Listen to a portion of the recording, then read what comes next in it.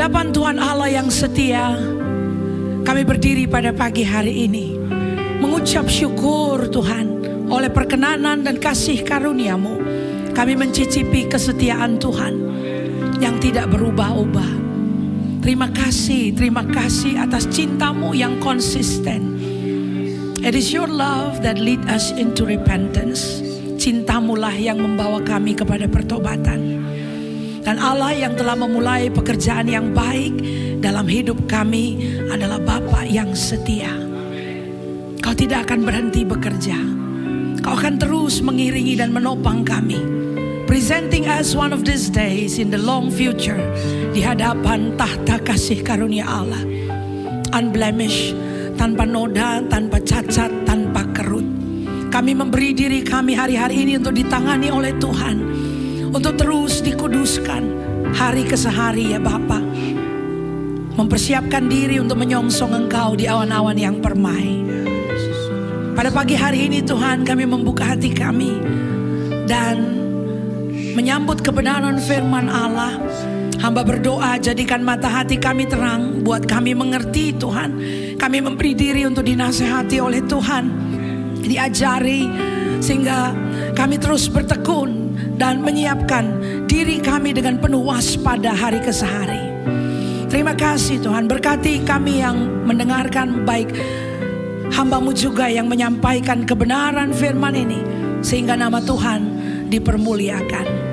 Terima kasih Bapa. Dalam nama Yesus kami mengucap syukur dan berdoa. Haleluya. Amin. Amin. Haleluya. Praise God. Shalom Bapak Ibu Saudara sekalian.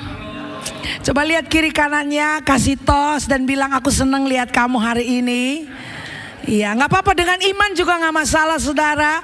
Karena memang kalau namanya senang itu kan bisa berubah-ubah ya. Hari ke sehari, hari ini bisa senang sekali, besok agak kurang sedikit senangnya gitu ya.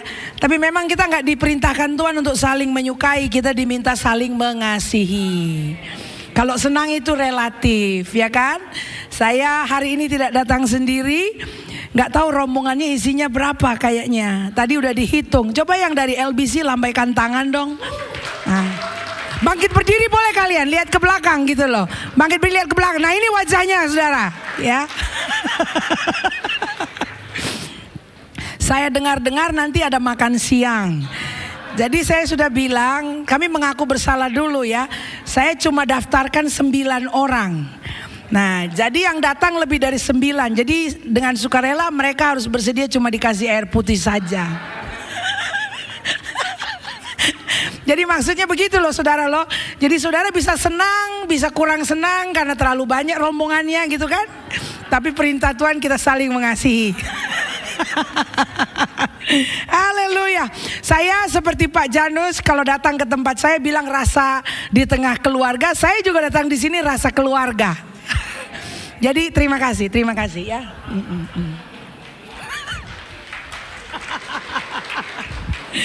I am just so happy. Tadi sementara kita memuji menyembah Tuhan, saya terharu sekali. Saya pikir ya Tuhan bisa menggantikan apa yang tidak ada ya.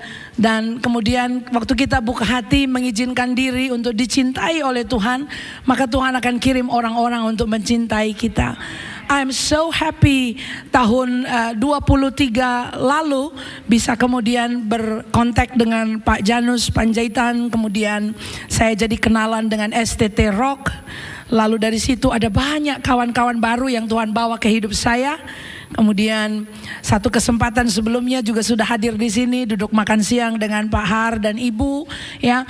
Aduh, saya jadi merasa kaya sekali karena punya keluarga di dalam Tuhan. And indah ya, waktu kita mengizinkan Tuhan mencintai kita lewat banyak orang. Jadi saudara, it is okay. We can always begin again with the Lord. Kita selalu bisa memulai fase dan musim yang baru dengan Tuhan. It is not over until it is over. Kapan overnya Bu Evelyn? Nanti kita lihat hari ini bagaimana firman Tuhan bilang over itu ya. Nah, saudara-saudara, tema bulan ini dari seluruh GBI Rock ya, Rock International Ministry juga ya.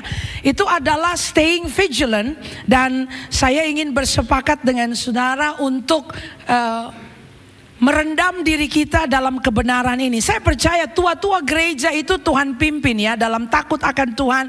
Tuhan memimpin langkah-langkah orang benar ya.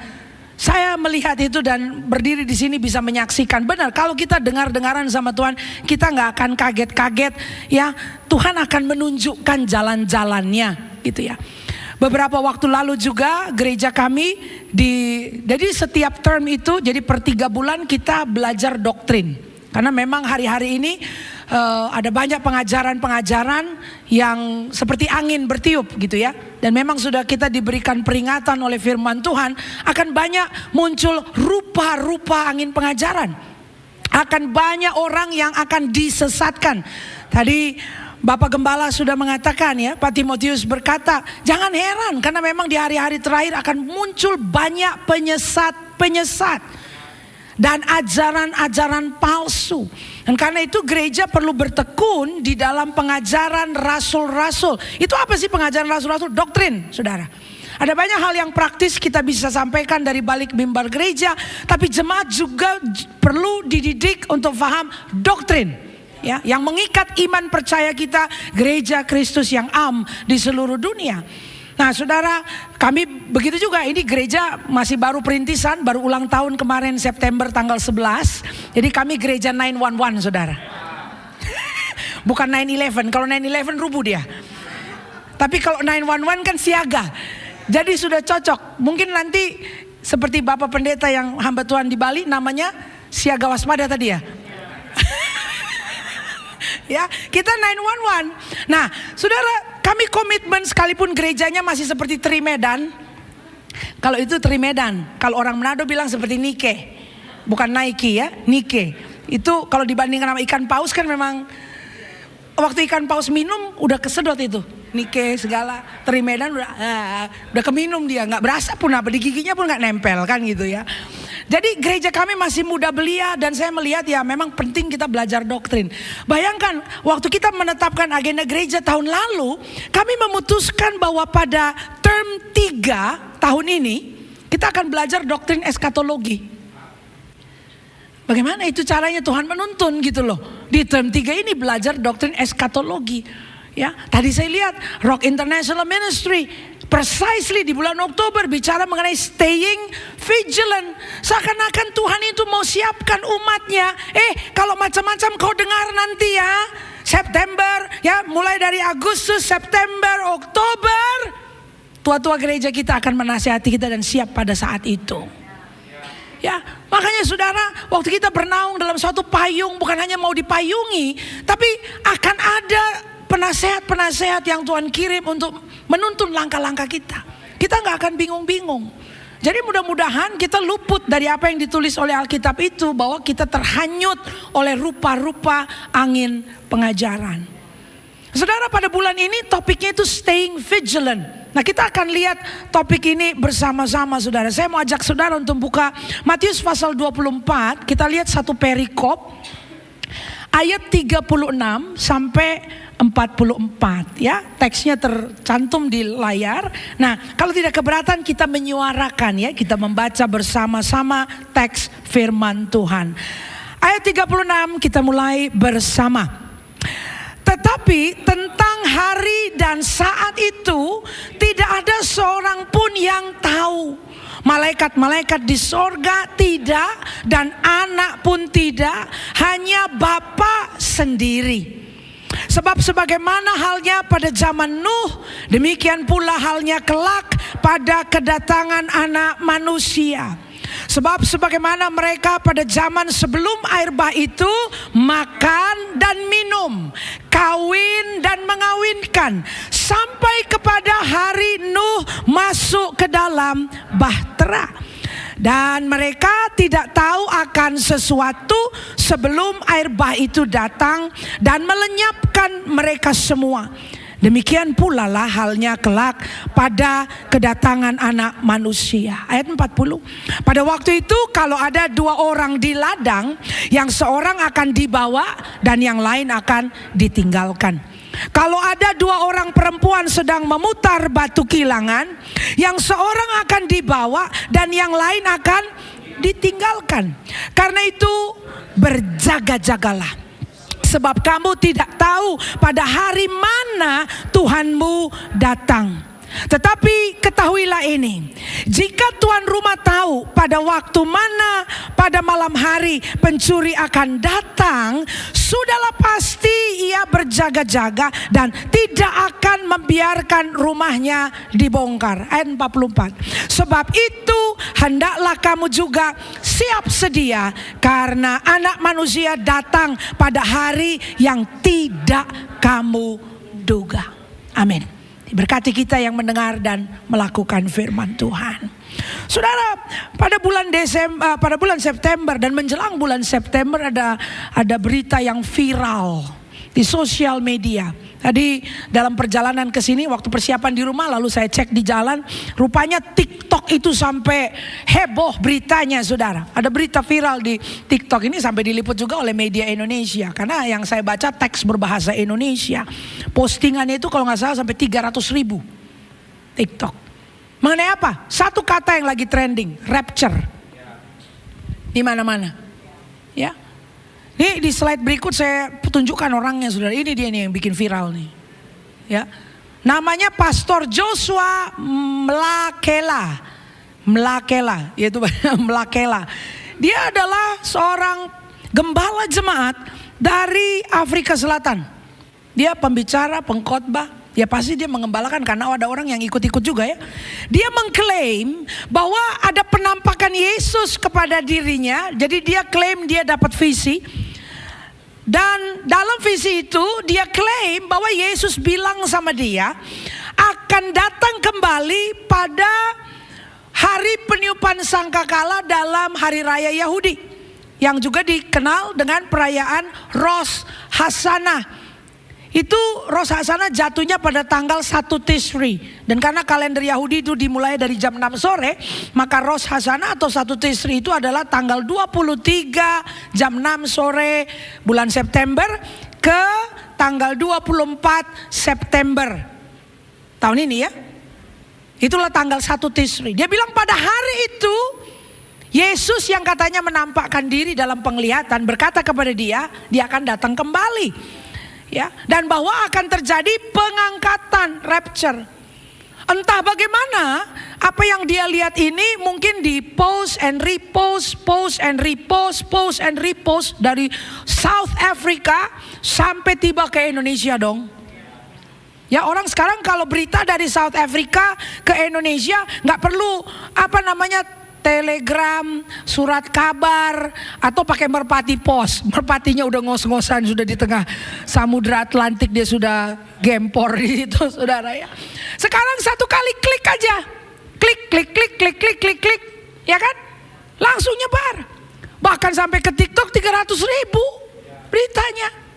Sudah diterjemahkan ke dalam berbagai macam bahasa, karena bahasa itu berita saya baca pakai bahasa Indonesia. Yang nggak tahu mungkin ada pakai bahasa Thailand, bahasa India, bahasa Korea, bahasa Chinese, pakai tulisan-tulisan dengan aksara yang bukan aksara Romawi. Itu kejadian viral di mana-mana. Saudara, satu hari saya lihat videonya, rupanya mereka kumpul di hutan, di tengah pohon-pohon. Lalu semuanya lihat ke atas. Kalau tadi kita lihat ke atas dan menyembah kita ya. Shout to the Lord. Ini bukan shout to the Lord. Mereka lagi nunggu mana tuh Yesus muncul di awan-awan. Diliput laginya, saudara. Gila gak? Ada orang berani liput. Berarti kan tuh orang liput mungkin dia pikir sambil dia liput lalu dia menghilang. Wow. Saudara, dan berita itu membuat kegemparan di mana-mana. Efeknya apa? Ada orang jual tanah.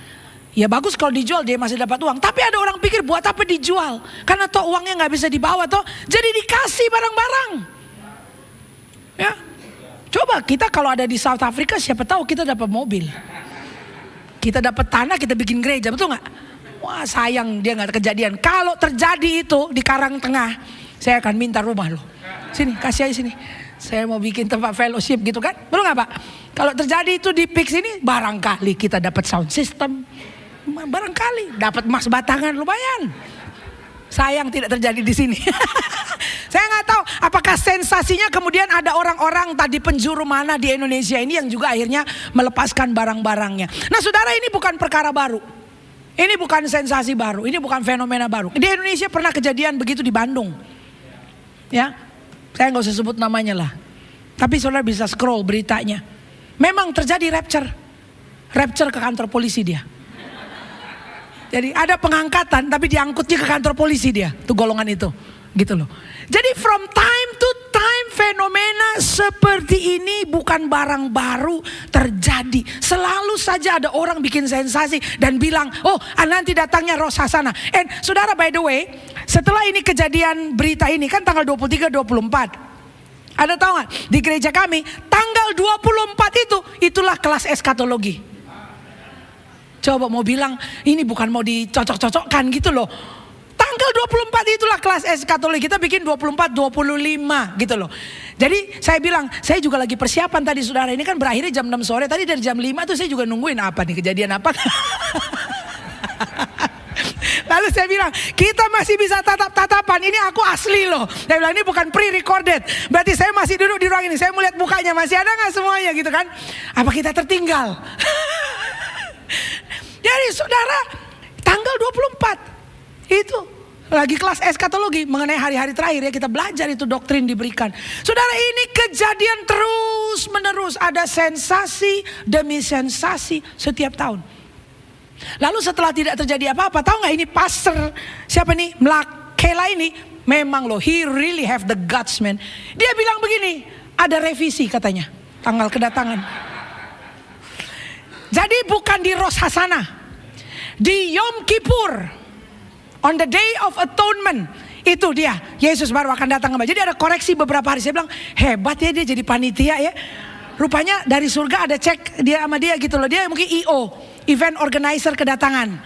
Jadi bilang tolong koreksi hari. Nah, siap-siap beda tanggal. Kamu yang udah disewa band apa segala macam pindah hari gitu loh. Saya pikir enak aja ya kayak gitu. Nggak ditangkap. Jadi ada koreksi hari.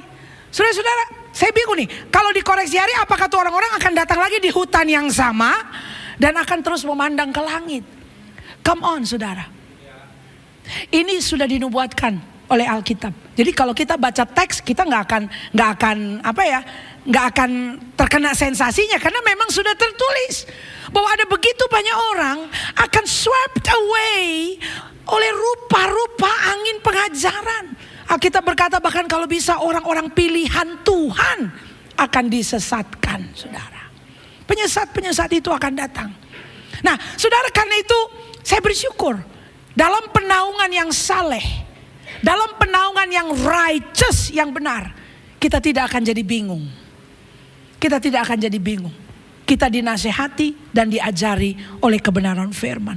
Nah saudara, karena kejadian fenomena ini sering kali dan tidak muncul apapun di langit, dan keluarga-keluarga masih komplit, anggota jemaat atau kawan-kawan bersepeda, kawan nge-gym kita masih ada aja orangnya, berarti kan gak terjadi itu rapture.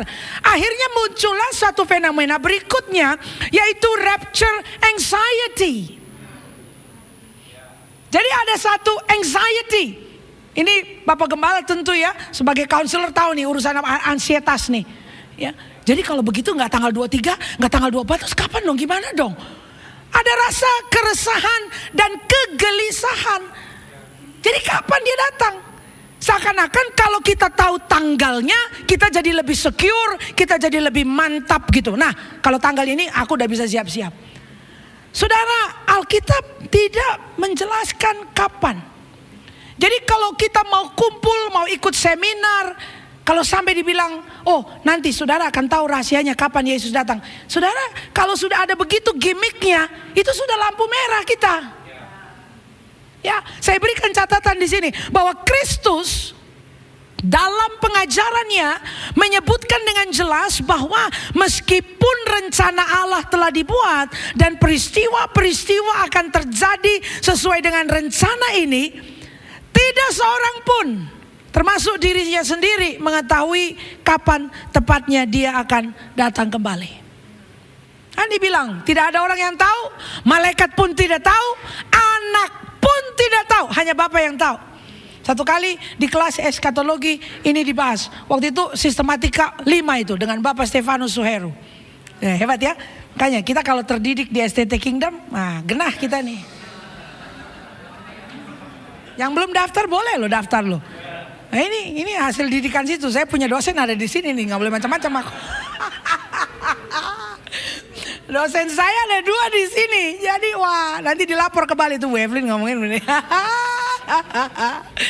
Saudara ditanya dibahas maksudnya apa? Orang nggak ada yang tahu, malaikat tidak tahu, anak pun tidak tahu. Huruf besar. Loh, kalau anak tidak tahu maksudnya Yesus nggak tahu? Masa Yesus nggak tahu? Bukannya dia juga Tritunggal? Kenapa kok dia nggak tahu? Mestinya tahu dong. Masa cuma Bapak satu-satunya yang tahu? Saudara tenang dulu. Kita kalau mau nanya-nanya kayak gitu kita tenang, jangan langsung emosi kita gitu nanya. Ya, langsung kita mau debat di kelas apologetika, enggak gitu. Masa Tuhannya nggak tahu apa-apa tuh? Aku, saudara nggak gitu. Anak itu merujuk kepada Allah Putra yang berinkarnasi. Sebagai manusia dia nggak tahu ya sama saudara nggak tahu, saya nggak tahu. Dia juga sebagai manusia dia bilang dia nggak tahu. Tapi Allah yang Maha Tahu tentu tahu. Saudara mengerti gak?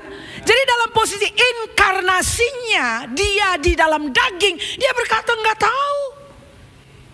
Saudara katakan tidak tahu. Jadi kalau Yesus Putra Allah dalam wujud manusia bilang dia tidak tahu, lah siapa pendeta-pendeta abad 21 ini bisa lebih tahu daripada Yesus sebagai manusia? Iya dong. Ini aja saya ajar jemaat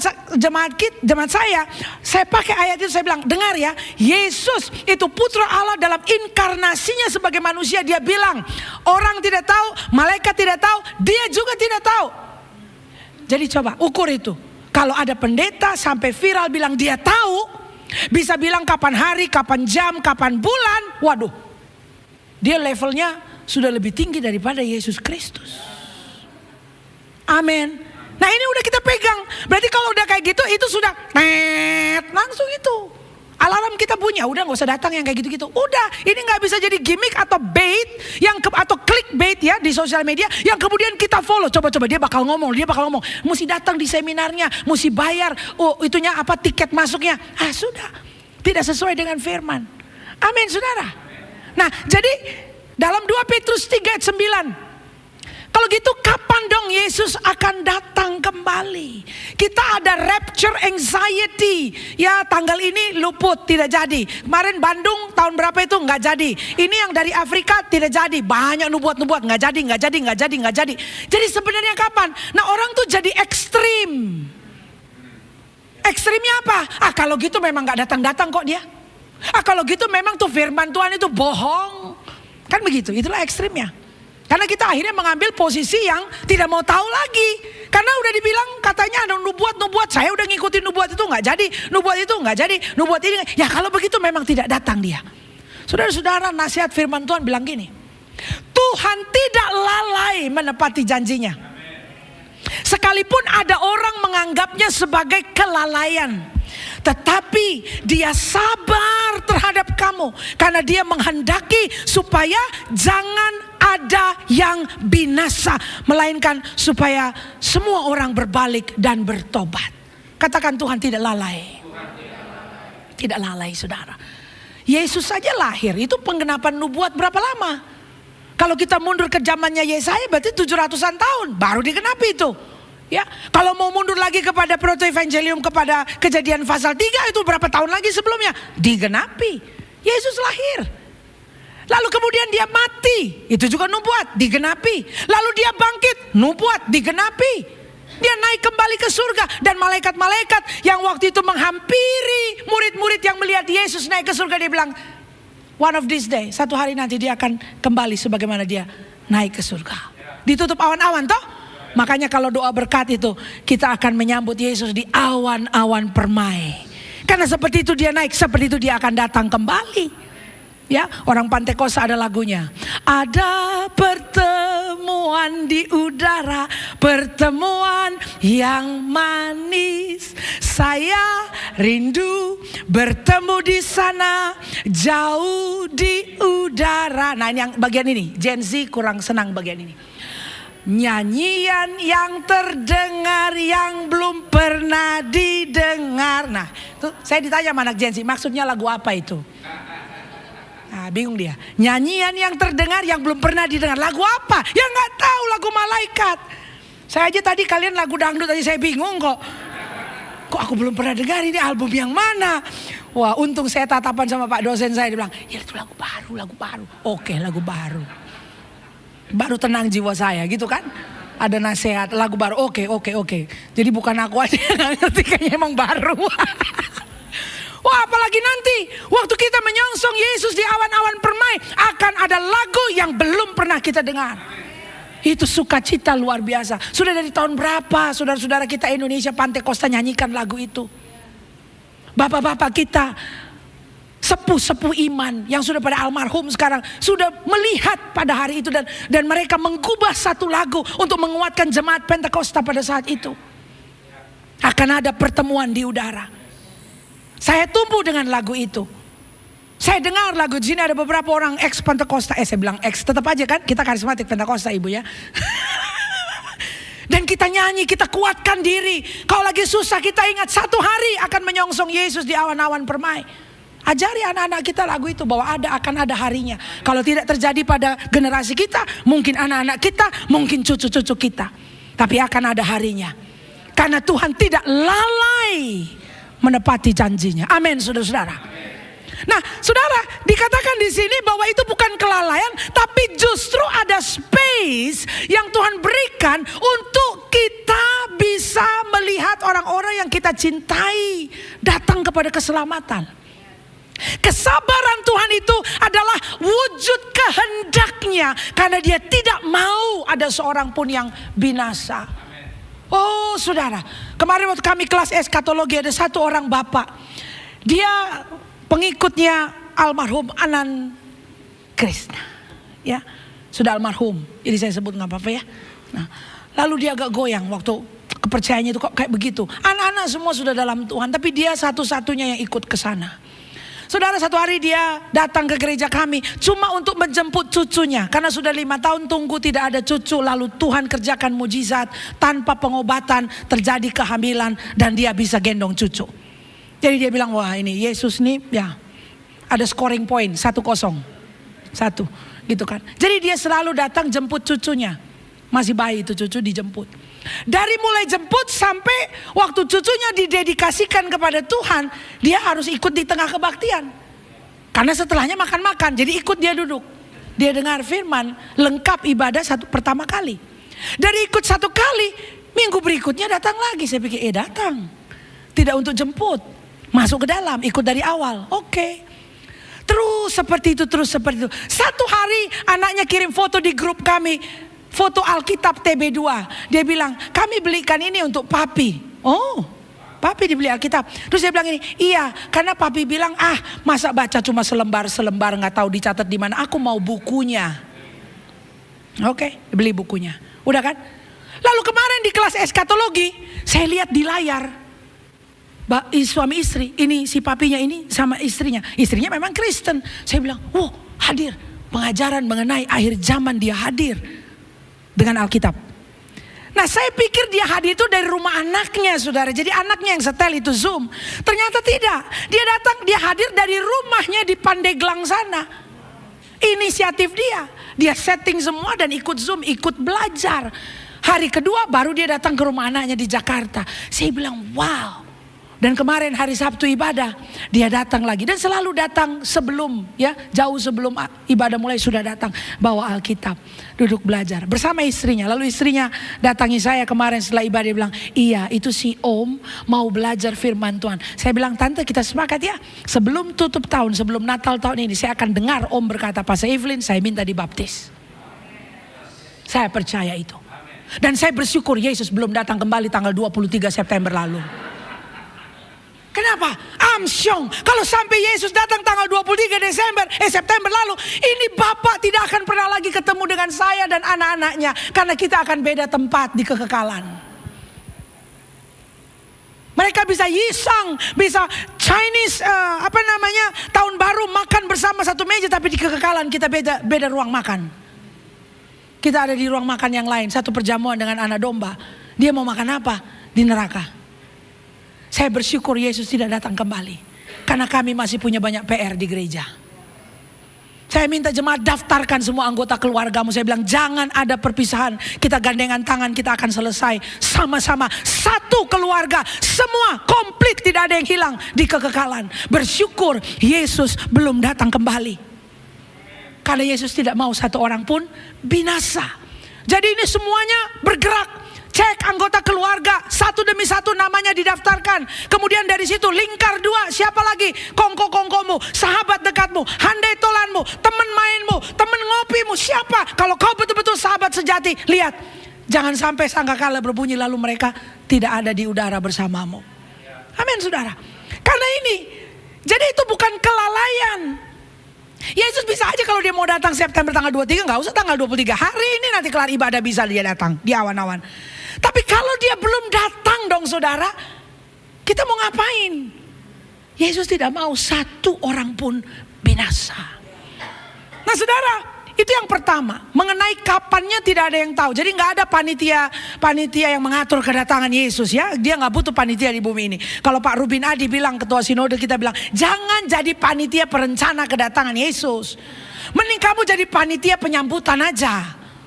Betul gak saudara? Jadi panitia penyambutan, dia datang, saudara siap, ini dia. Begitu. Jadi jangan jadi panitia perencana, dia gak butuh kita tentukan tanggal, tapi jadi panitia penyambutan. We welcome him, we usher him waktu dia datang. Nah yang kedua kita akan lihat mengenai staying vigilant adalah nasihat firman Tuhan yang tadi kita baca. Dia bilang, karena itu berjaga-jagalah.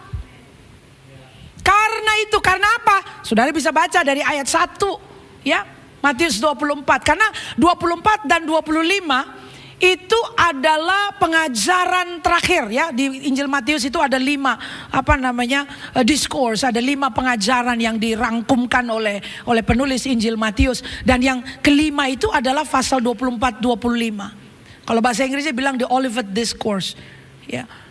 Dan itu adalah nasihat tentang hari-hari terakhir.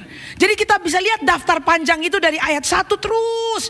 Lalu kemudian pada kesimpulannya di ayat 42 dikatakan oleh Tuhan Yesus, karena itu, therefore, setelah kau dengar uraian yang panjang dari ayat 1, karena itu church, berjaga-jagalah. Kenapa perlu berjaga-jaga? Dikatakan sebab kamu tidak tahu. Jadi justru karena tidak tahu, berjaga-jaga. Itulah sikapnya orang yang tidak tahu. Bukan tidak mau tahu jadinya. Halo? Ya. Justru karena kita tidak tahu kapan, kita berjaga-jaga. Jadi orang kalau santai-santai dan jadi cuek, wah, gak cocok, ini udah lain itu. Nah sekarang kita lihat bahasa Inggrisnya berkata stay awake. Menarik ya. Stay awake. Jadi seakan-akan kalau stay awake itu sebenarnya kepinginnya sih bobo ya, kepinginnya tidur-tidur, kepinginnya ngelindur gitu ya, kepinginnya udah nempel pelor ya katanya ya, langsung pet gitu kan hilang ya. Kayak saya kalau jam 3 sore itulah waktu aku pelor 15 menit. Udah umur saudara ya. Kalau dulu-dulu saya nggak percaya sama orang tidur siang, saya bilang kayak kurang gizi aja pakai tidur siang. Kayak kurang vitamin gitu loh. Kemudian tiba saya di usia 45 ke atas kayaknya udah kayak gitu. Mesti 15 menit, tutup mata sebentar. Ya, habis itu kita tahan sampai jam 12 malam boleh. Tapi charging baterainya itu kayak mobil listrik Pak saya Pak. Jadi saya nggak bisa dijadwalkan konseling jam segitu.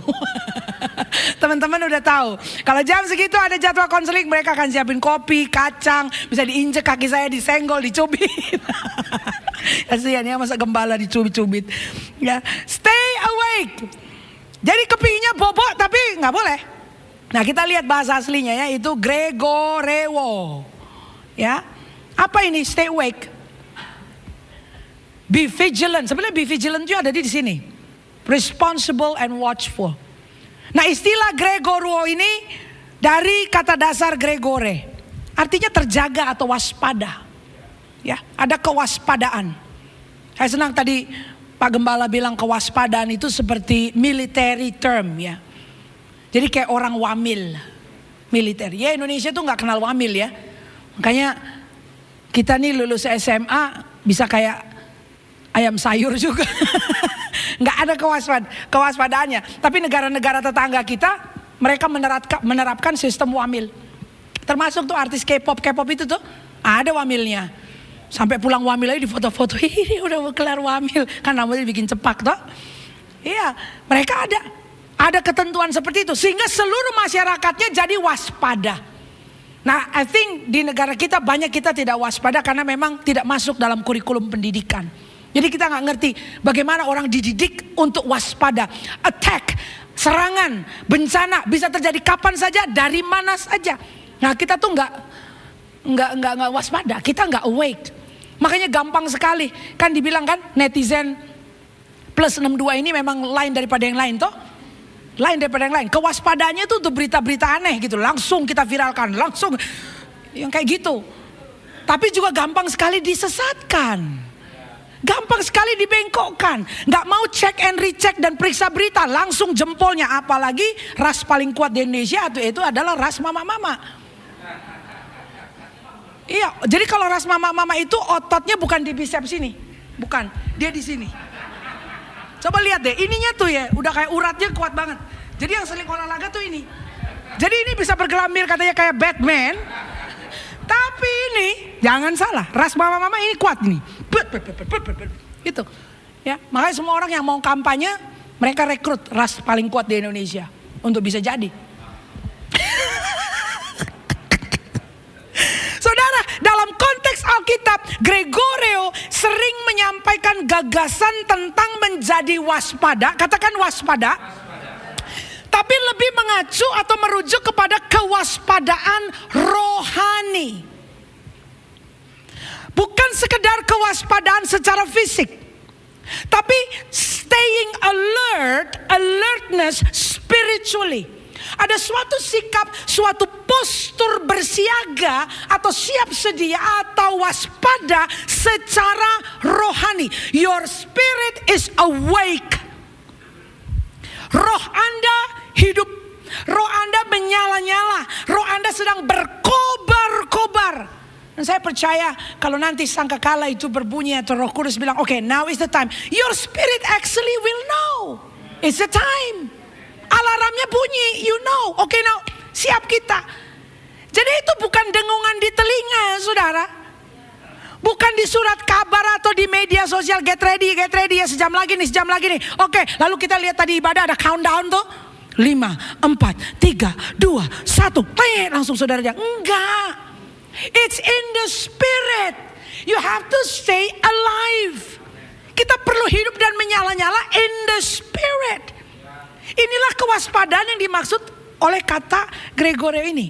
Memperhatikan iman serta lingkungan sekitar seseorang. Tambahan catatannya begini. Ini menandakan kewaspadaan, kesiagaan, dan perhatian terhadap jalan-jalan serta ajaran Tuhan Yesus Kristus. Kata ini digunakan untuk mendorong orang percaya agar senantiasa spiritually alert, menyadari kehadiran Allah dan siap menyambut kedatangannya. Katakan alert. This is English terminology, ya. Alert, waspada in the spirit. Dan kewaspadaan ini saudara bukan produk satu hari jadi.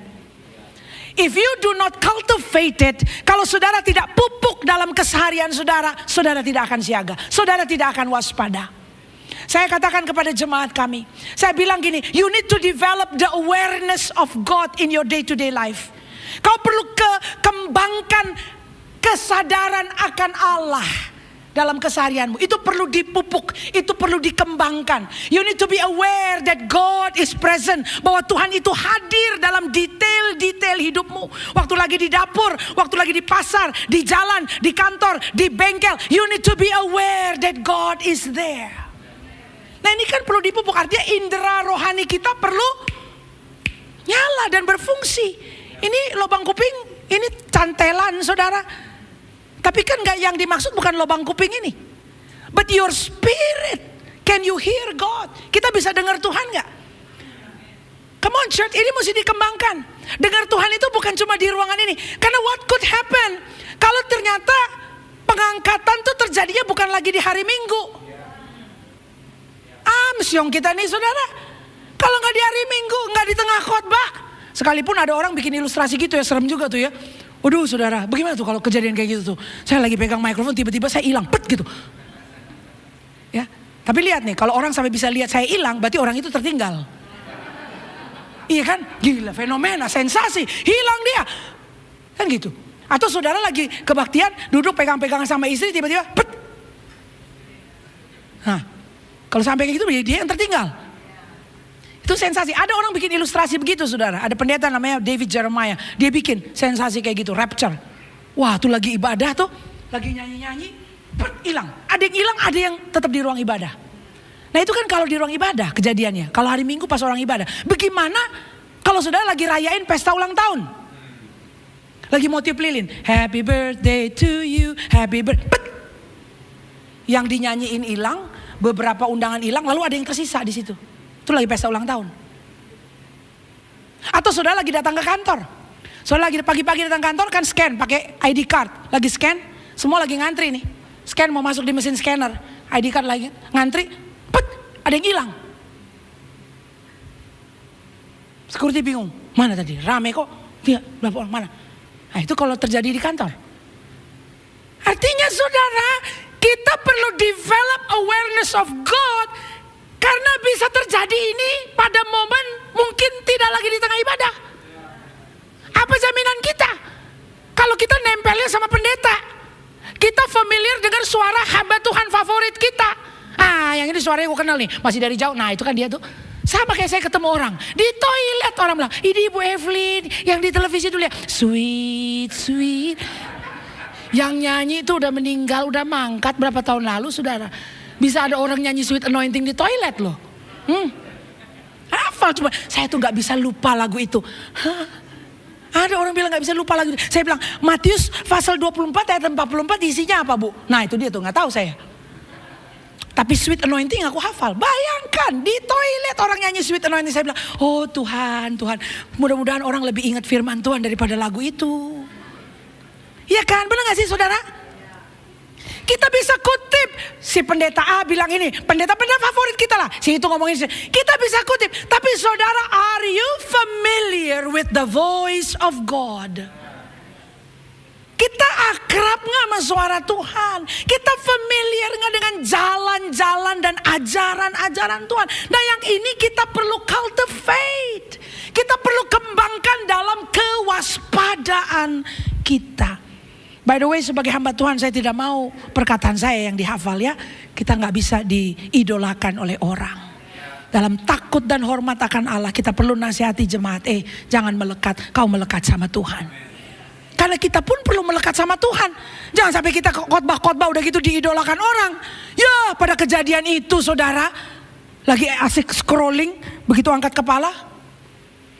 Nah banyak yang hilang ya. Kenapa nih banyak yang hilang? Lagi enak scrolling dia. Sampai kau masih scrolling. Lalu sampai muncul notif dari CNN, notif dari CNBC, notif dari Fox News, notif masuk dari Metro TV. Telah terjadi satu fenomena, ada banyak orang Kristen menghilang. Dan sedang diteliti oleh para saintis apakah ada makhluk luar angkasa atau UFO yang muncul di awan-awan dan mengangkat orang-orang Kristen. Ini sedang terjadi, fenomena terjadi. Lalu laporan dari Jepang, laporan dari Filipina masuk. Dan kita baca semuanya. Saudara, kalau sampai kau baca hari itu. Lalu raster kuat sampai posting. Udah lu lihat mana? Itu yang tertinggal saudara. Yang tertinggal itu. Amin.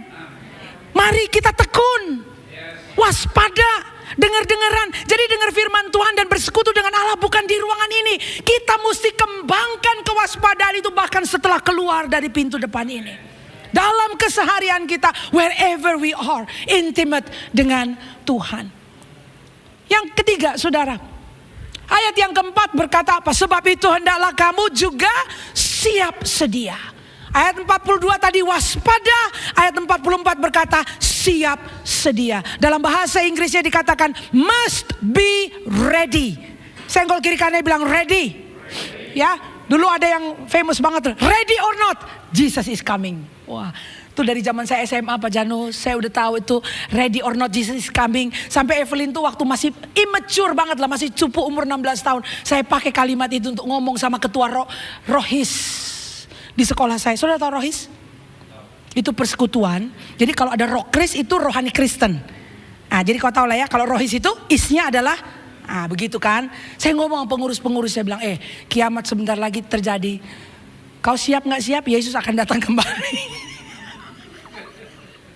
Anak 16 tahun mau coba menginjil, saudara. Langsung saya dipanggil di sidang saya di sekolah itu. Tapi saudara, biar saya di sidang umur 16 tahun, ini sudah 30 tahun yang lalu lebih ya. Tapi kan Yesus tetap akan datang kembali. Hanya saya di sidang-sidang begitu gak berarti kemudian ada penundaan atau itu kalimat yang salah. Ready or not ready, He will come. Sama seperti ready or not ready, pada zaman Herodes Agung, Yesus terlahir di Bethlehem. Dia tidak periksa sama semua orang, siap gak semua orang ini ya? Siap gak? Kira-kira akan ada panitia penyambutan kah? Tiba-tiba kira-kira ada hotel yang siap kah? Enggak pakai tanya-tanya. Lahir dia di Bethlehem. Dan para gembala di padang menjadi audiens pertama yang diundang hadir di ruangan itu untuk menyaksikannya. Jadi saudara, ready or not, untuk kedua kali dia akan datang. Amin. Nah ini siap sedia itu adalah hetoimos. Ya, kalau ada Pak Stefanus bilang ini benar nggak dibacanya? Ready because prepared, itu artinya. Jadi kesiapsediaan itu yang dikatakan oleh ayat 44 itu karena persiapan. Jadi tidak ada kesediaan siap sedia tanpa persiapan. Orang bisa siap karena dia melakukan persiapan. Standing by, ready to meet the opportunity, siap untuk berhadapan dengan opportunity yang muncul di depan muka. Ready because the necessary preparations are done. Siap sedia karena ada persiapan-persiapan yang secara sengaja atau intensional sudah dilakukan. Hetoimos adalah bentuk kata, kalau dalam struktur grammar bahasa Greka, itu adalah suatu kata yang bentukannya itu adalah perintah, imperative command. Jadi dia tidak sedang melakukan usulan atau suggestion pada ayat ini. Ayat 44 waktu Yesus berkata, therefore you also must be ready. Sebab itu hendaklah kamu juga siap sedia. Dalam terjemahan bahasa Indonesia kan memang seakan-akan itu usulan, bentuk kalimatnya. Hendaklah, kalau bisa, siap-siaplah kalian ini loh. Nah itulah kan kalau di Siantar ngomongnya gitu, siap-siaplah kalian ini pula. Gitu kan, itu kayak mengusulkan, boleh nggak, siap-siaplah, bikinlah waktu itu buat persiapan, kan gitu. Oh, tapi kalau dalam teks grammar bahasa Greka ini bukan usulan, ini bukan suggestion, ini bukan saran, saudara. Ini adalah suatu perintah yang tegas, imperative command kepada gereja, kepada kita orang percaya. Readiness is not optional for believers. Kesediaan kita atau kesiapan kita bukanlah suatu opsi, bukan suatu pilihan. Ini adalah suatu perintah yang perlu kita laksanakan. Readiness implies a state of continual preparedness. Jadi kalau tadi siap sedia itu karena persiapan, dan ini adalah suatu perintah, maka poin yang kedua adalah bahwa persiapan itu bukanlah persiapan yang dadakan atau last minute, tapi suatu persiapan yang continually done, yang dilakukan hari ke sehari, hari ke sehari, hari ke sehari, tanpa tahu kapan Yesus datang kembali. Jadi nggak boleh lengah. Satu hari saya datang di satu konferensi gereja Sel di Singapura, pembicaranya Reverend Edmund Chan. Dan saya baru dengar ada terminologi itu beliau katakan. Beliau bilang gini, you know, Christianity lies in the dailiness of life. Dailiness itu bahkan bukan konstruksi bahasa Inggris itu. It's in the dailiness katanya. Kekristenan itu adalah mengenai kesehari-harian. Beneran, ini adalah suatu disiplin berarti saudara. Jadi kadang-kadang kan kita begitu ya, ada hot-hotnya kita, ada panas-panasnya gitu kan. Jadi kalau orang Siantar bilang angin-anginan itu. Jadi ada orang Kristen itu angin-anginan. Saya bilang angin-anginan masuk angin. Angin-anginan itu. Jadi kalau di situ hatinya, nah itu mami saya, di suara mami saya itu kayak gitu. Kalau di situ hatinya dikerjakan. Tapi kalau nggak di situ hatinya malas dia. Nah gitu. Saudara, kita nggak bisa angin-anginan ikut Yesus. Kayak waktu zaman kita sekolah dulu, angin-anginan kita ada pelajaran apa? Kesenian, nggak masuk aku. Apa? Pelajaran olahraga, nggak mau, sakit tiba-tiba, aduh mual. Nah, itu namanya angin-anginan. Yang favorit-favorit kita ikuti. Tapi disiplin itu bukan mengenai angin-anginan. Disiplin itu mengenai konsistensi. Terus, you push, terus, maju, terus. Kadang-kadang you don't feel, nggak perlu perasaan kok, saudara. Ya tapi aku lagi nggak kepingin aku, nggak pingin. Ya katanya, Anda tahu ya, saya ini udah di STT Kingdom ini udah tahun keberapa? Dari 23, 24, 25 ini menjelang tahun kelima. Ya, every single day, never fail. Itu yang namanya Bapak Pendeta Ronnie Daud Simeon itu. Yang bilang sama beliau ya, namanya Bapak Pendeta Ronnie Daud Simeon. Entah dia lagi di Indonesia kah, di Australia kah dia, entah nggak tahu lagi di ujung gunung Papua sana, atau dia lagi di Los Angeles. Never fail. Antara jam 4 sampai jam 5 pagi muncul renungan dan muncul nama Ronnie Daud Simeon. Never fail, every single day. I'm so blessed. Saya dikelilingi oleh hamba-hamba Tuhan yang konsisten kayak gitu. Anak muda ini perlu lihat, oh ada bapak rohani model begitu. Saya terharu sekali. Dan saudara di Gunung Papua, dia tiba-tiba lagi mengunjungi tuh kawan saya mahasiswa di Paniai sana, di Udung sana tuh, yang kadang-kadang bisa ada suara tembakan. Pas kita lagi kuliah bisa, Pak di sini lagi ada suara tembakan, boleh nggak saya didoakan? Pak Roni ke sana tuh.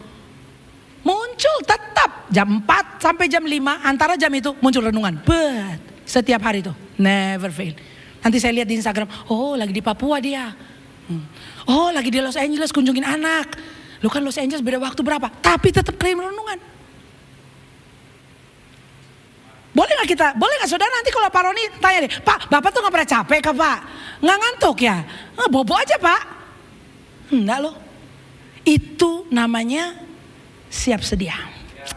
Being prepared. Day to day. Bangun, lakukan lagi.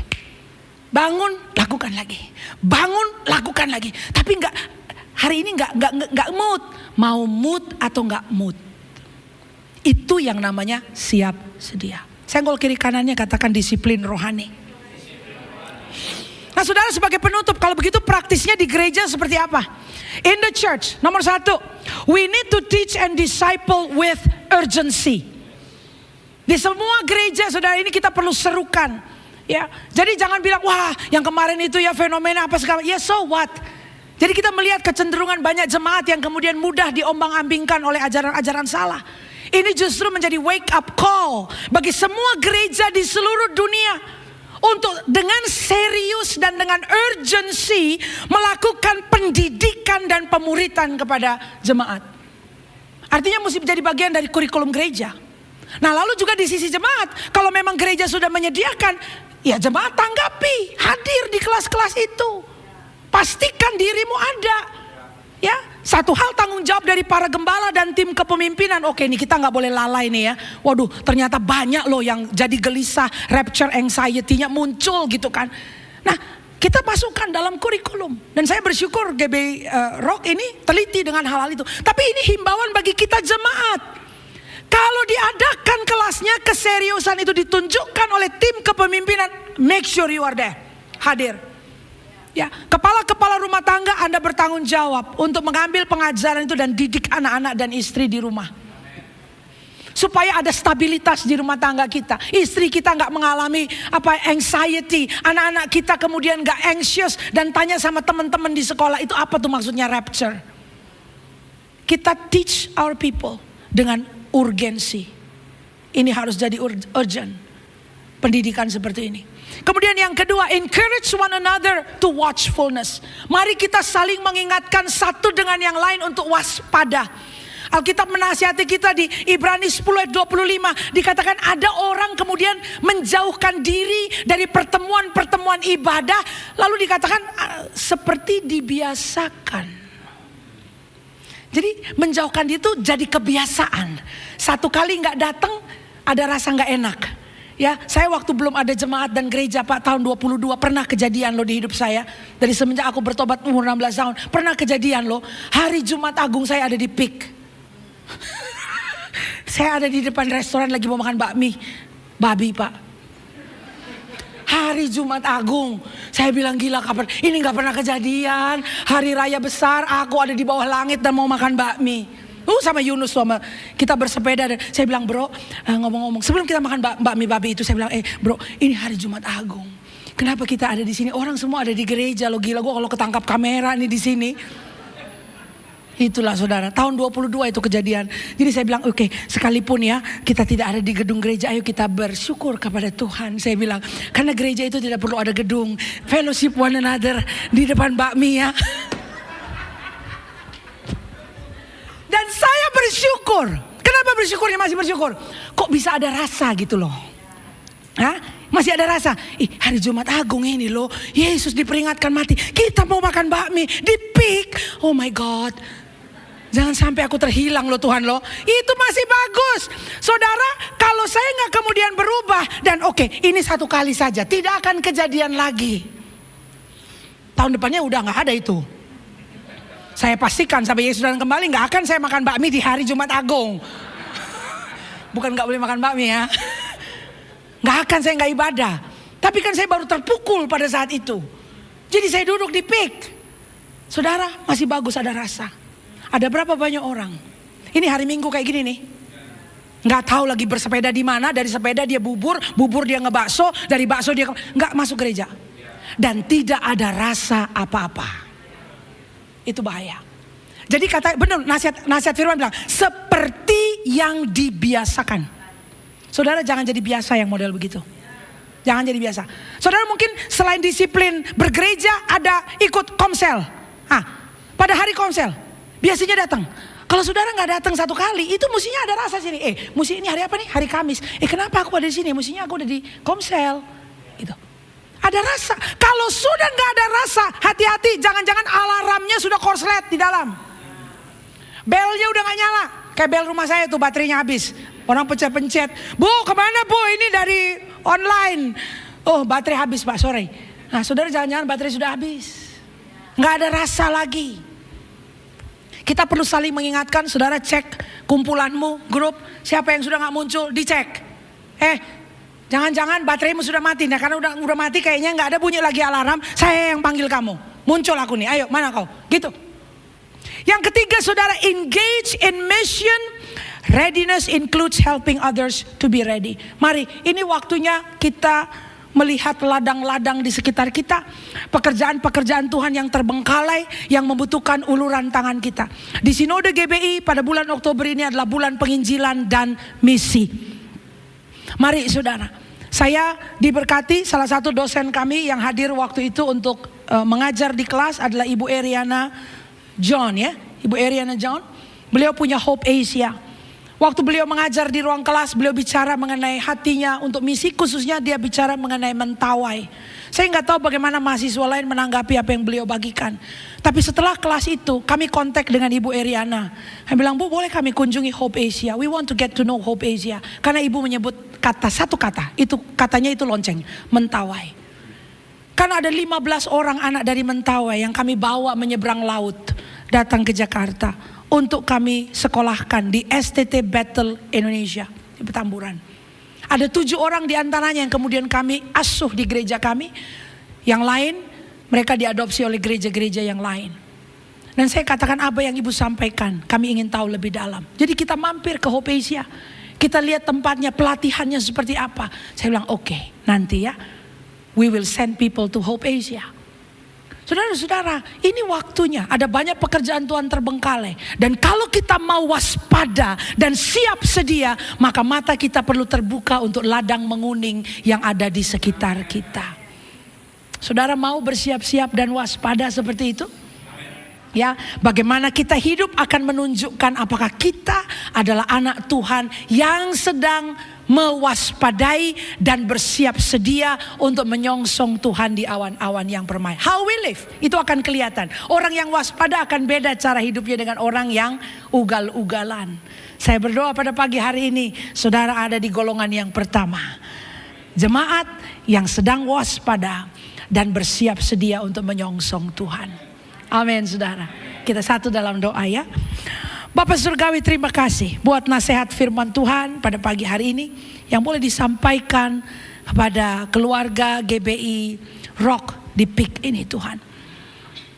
Terima kasih, kami bersyukur buat tetua-tetua, buat Bapak Ibu rohani yang mindful dengan agenda Tuhan, dengan pekerjaan Tuhan. Sehingga Tuhan membekali jemaat untuk saat-saat seperti ini. Bapak, aku berdoa, bahkan gereja ini pun kau siapkan untuk menyongsong engkau di awan-awan yang permai. Bapak, hamba selesai berbicara dan aku taruhkan apa yang Tuhan akan kerjakan berikutnya bagi jemaat ini ke dalam tangan-Mu. Aku berdoa buat mereka yang sedang mengupayakan keselamatan dan berdoa untuk keselamatan dari anggota-anggota keluarga, orang-orang yang kami kasihi. Kami bersyukur Tuhan belum datang kembali. Kau tidak mau satu orang pun binasa. Kami mengangkat jiwa-jiwa yang terhilang itu Tuhan. Bilangan yang belum tercatat namanya dalam kitab kehidupan. Orang tua kami, adik kakak kami. Mungkin mereka adalah sepupu, om, tante. Mungkin mereka adalah sahabat-sahabat dekat kami. Tuhan, kami mengingat mereka pada pagi ini. Bersyukur Tuhan belum datang kembali. Kami masih punya waktu. Hamba berdoa, kobarkan kembali api penginjilan dalam hati jemaat ini. Kobarkan lagi Tuhan. Kobarkan lagi. Sehingga Tuhan, kami akan sebut nama-nama itu dan berseru di hadapan Allah agar terjadi keselamatan. Kami tidak mau mereka terhilang. Tuhan, aku berdoa ada tuaian jiwa-jiwa di gereja ini. Dalam nama Yesus, sebelum tutup tahun di bulan Desember, Tuhan, kami akan lihat lawatan Allah terjadi. Karena spirit kami bangun, spirit kami alert. Kami mau berjuang Tuhan, sehingga ada keselamatan di keluarga kami, di lingkungan persahabatan kami. Terima kasih Bapak, terima kasih. Ini doa hamba. Dan biarlah terjadi Tuhan. Dalam nama Yesus kami mengucap syukur dan berdoa. Haleluya. Amin. Amin. Amin. Praise God.